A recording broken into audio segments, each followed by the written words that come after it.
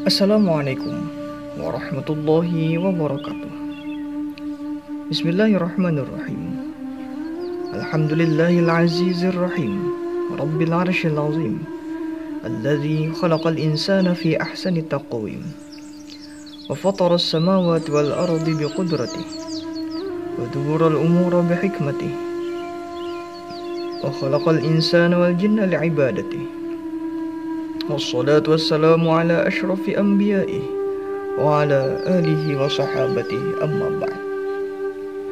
Riwayat hidup Abu Yazid al-Bustami. Abu Yazid al-Bustami lahir di Bustam, bagian timur laut Persia, tahun 1808 Hijriah dan meninggal pada tahun 2601 Hijriah atau pada tahun 874 Masehi sampai 947 Masehi. Nama lengkapnya adalah Abu Yazid Taifur bin Isa bin Adam bin Surusyan. Semasa kecilnya ia dipanggil Taifur. Kakeknya bernama Surusyan yang menganut ajaran Zoroaster yang telah memeluk Islam, dan ayahnya salah seorang tokoh masyarakat di Bustam. Keluarga Abu Yazid termasuk keluarga yang berada di daerahnya, tetapi ia lebih memilih hidup sederhana. Sejak dalam kandungan ibunya, konon kabarnya Abu Yazid telah mempunyai kelainan. Ibunya berkata bahwa ketika dalam perutnya, Abu Yazid akan memberontak sehingga ibunya muntah kalau menyantap makanan yang diragukan kehalalannya. Sewaktu menginjak usia remaja, Abu Yazid terkenal sebagai murid yang pandai dan seorang anak yang patuh mengikuti perintah agama dan berbakti kepada orang tuanya. Suatu kali gurunya menerangkan suatu ayat dari surat Luqman yang berbunyi, "Berterima kasihlah kepada aku dan kepada kedua orang tuamu." Ayat ini sangat menggetarkan hati Abu Yazid. Ia kemudian berhenti belajar dan pulang untuk menemui ibunya. Sikapnya ini menggambarkan bahwa ia selalu berusaha memenuhi setiap panggilan Allah. Perjalanan Abu Yazid untuk menjadi seorang sufi memakan waktu puluhan tahun. Sebelum membuktikan dirinya sebagai seorang sufi, ia terlebih dulu telah menjadi seorang faqih dari mazhab Hanafi. Salah seorang gurunya yang terkenal adalah Abu Ali As-Sindi. Ia mengajarkan ilmu tauhid, ilmu hakikat, dan ilmu lainnya kepada Abu Yazid. Hanya saja, ajaran sufi Abu Yazid tidak ditemukan dalam bentuk buku. Dalam perjalanan kehidupan zuhud selama 13 tahun, Abu Yazid mengembara di gurun pasir di Syam, hanya dengan tidur, makan, dan minum yang sedikit sekali. Abu Yazid hidup dalam keluarga yang taat beragama. Ibunya seorang yang taat dan zahidah. Dua saudaranya, Ali dan Adam, termasuk sufi, meskipun tidak seterkenal sebagaimana Abu Yazid. Abu Yazid dibesarkan dalam keluarga yang taat beragama. Sejak kecil kehidupannya sudah dikenal soleh. Ibunya secara teratur mengirimnya ke masjid untuk belajar ilmu-ilmu agama. Setelah besar, ia melanjutkan pendidikannya ke berbagai daerah. Ia belajar agama menurut mazhab Hanafi. Setelah itu, ia memperoleh pelajaran ilmu tauhid. Namun pada akhirnya kehidupannya berubah dan memasuki dunia tasawuf. Abu Yazid adalah orang yang pertama yang mempopulerkan sebutan al-fana dan al-baqa. Dalam tasawuf, ia adalah syekh yang paling tinggi makom dan kemuliaannya. Ia sangat istimewa di kalangan kaum sufi. Ia diakui salah satu sufi terbesar karena ia menggabungkan penolakan kesenangan dunia yang ketat dan kepatuhan pada agama dengan gaya intelektual yang luar biasa. Abu Yazid pernah berkata, "Kalau kamu lihat seorang sanggup melakukan pekerjaan keramat yang besar-besar, walaupun ia sanggup terbang ke udara, maka janganlah kamu tertipu sebelum kamu lihat bagaimana ia mengikuti suruhan dan menghentikan dan menjaga batas-batas syariat." Dalam perkataan ini, jelaslah bahwa tasawuf beliau tidak keluar daripada garis-garis syarak. Tetapi, selain dari perkataan yang jelas dan terang itu, terdapat pula kata-kata beliau yang ganjil-ganjil dan mempunyai pengertian yang dalam. Dari mulut beliau, seringkali memberikan ucapan-ucapan yang berisikan kepercayaan bahwa hamba dan Tuhan sewaktu-waktu dapat berpadu dan bersatu. Inilah yang dinamakan mazhab hulul atau perpaduan. Abu Yazid meninggal dunia pada tahun 261 Hijriah, bertepatan pada tahun 947 Masehi. Jadi, beliau meninggal dunia di usia 73 tahun dan dimakamkan di Bustam, dan makamnya masih ada sampai sekarang. Ajaran tasawuf terpenting Abu Yazid adalah fana dan baqo. Secara harfiah, fana berarti meninggal dan musnah. Dalam kaitan dengan sufi, maka sebutan tersebut biasanya digunakan dengan proposisi fanaan yang artinya kosong dari segala sesuatu, melupakan atau tidak menyadari sesuatu. Sedangkan dari segi bahasa, kata fana berasal dari kata bahasa Arab, yakni fania yafna, yang berarti musnah, lenyap, hilang, atau hancur. Dalam istilah tasawuf, fana ada kalanya diartikan sebagai keadaan moral yang luhur.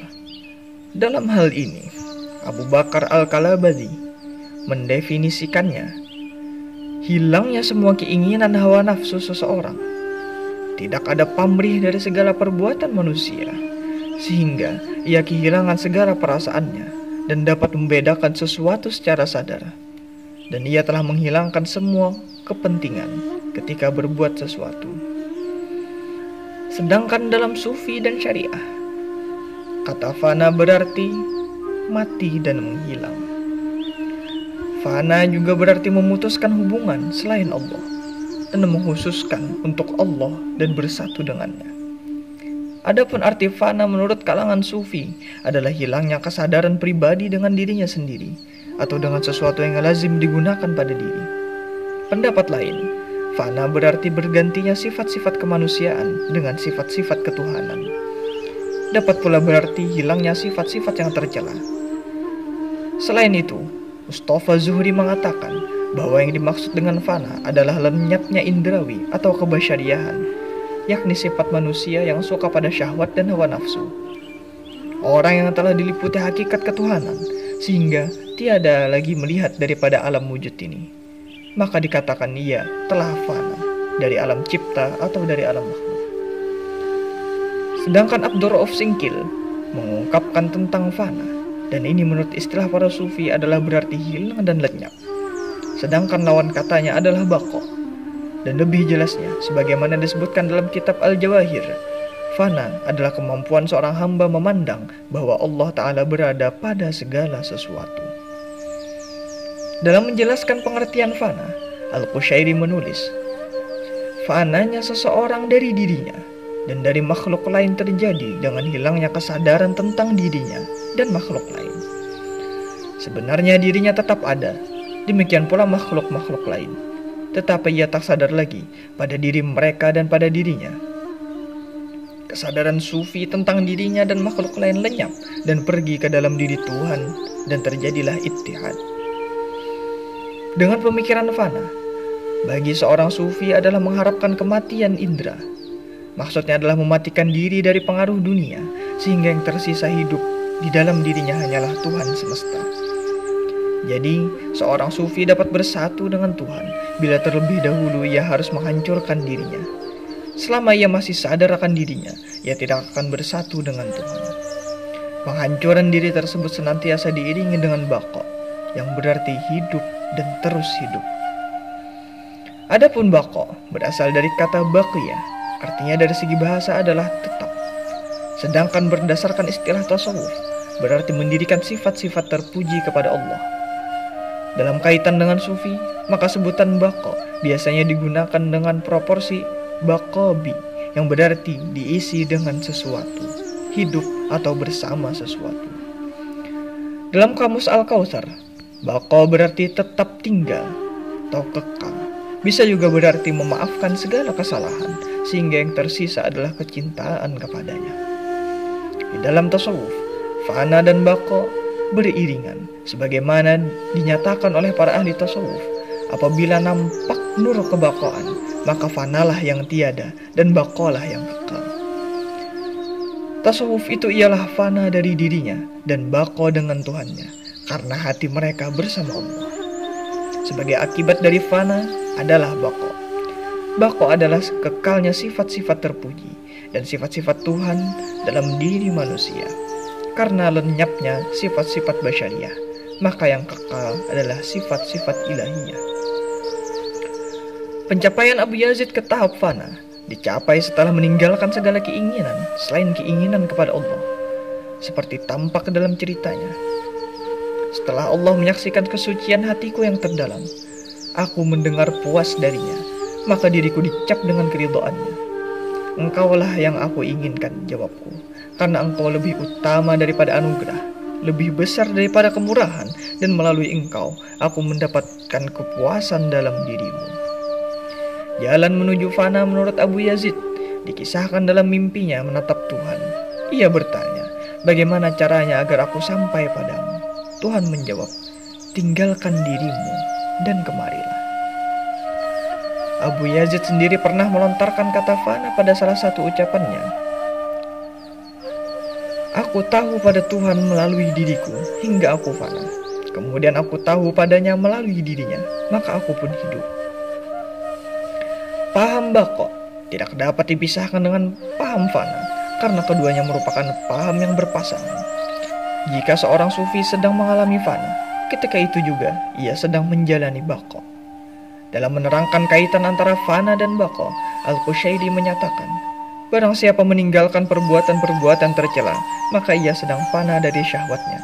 Tatkala fana dari syahwatnya, ia baqo dalam niat dan keikhlasan ibadah. Barang siapa yang hatinya zuhud dari kehidupan, maka ia sedang fana dari keinginannya. Berarti pula sedang baqo dalam ketulusan inabahnya. Wallahu subhanahu wa ta'ala alam. Assalamualaikum warahmatullahi wabarakatuh.